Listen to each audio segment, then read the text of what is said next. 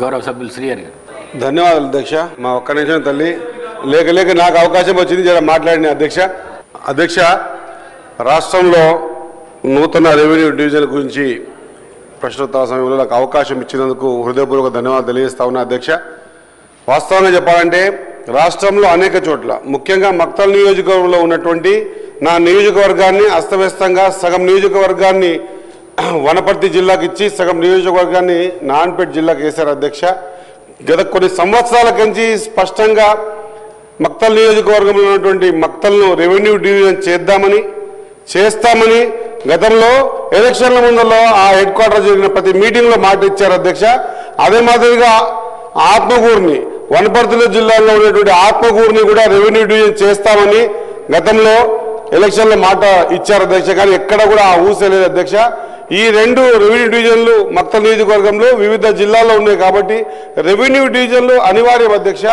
నాన్పేట్ జిల్లా చేసేటప్పుడే దాంతోపాటు మక్తల్ రెవెన్యూ డివిజన్ చేయమని చెప్పి ఎన్నో ప్రతిపాదనలు పంపించినా కూడా ధర్నాలు రాస్తారోకోలు చేసినా కూడా నిరసనల కార్యక్రమాలు చేసినా కూడా చేయలేదు అధ్యక్ష.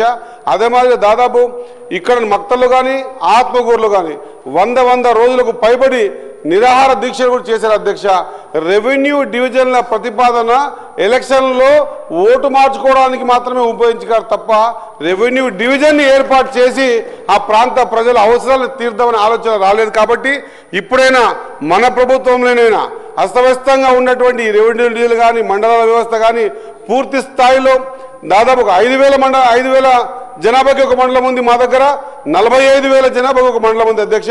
ఇట కాకుండా రెవెన్యూ డివిజన్ సబ్జెక్ట్ వచ్చినప్పుడు మక్తల్లో నాన్పేట్ జిల్లాలో ఉన్న మక్తల్ని అదే మాదిరిగా వనపర్తి జిల్లాలో ఉన్నటువంటి ఆత్మకూరుని కూడా రెవెన్యూ డివిజన్ మన ప్రభుత్వం చేయాలి, దీని దిశగా ముందుకు పోవాలని హృదయపూర్వకంగా నా తరఫు నుంచి కోరుతూ సెలవు తీసుకుంటా అధ్యక్ష. ధన్యవాదాలు. మరొక శాసనసభ్యుల మిత్రులు అడిగినట్టు మక్తలు ఆత్మకూరుకు సంబంధించిన దాంట్లో ఆ రెవెన్యూ డివిజన్స్ కావాలని అడగటం జరిగింది.